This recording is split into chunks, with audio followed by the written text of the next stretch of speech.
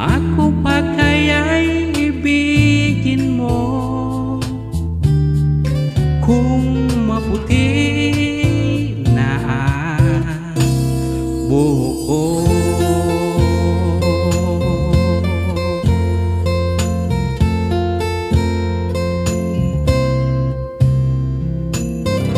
Pagdating ng araw, ang iyong buhok ay puputi na rin. Sabay tayo mangangarap ng nakaraan sa atin, ang nakalimutan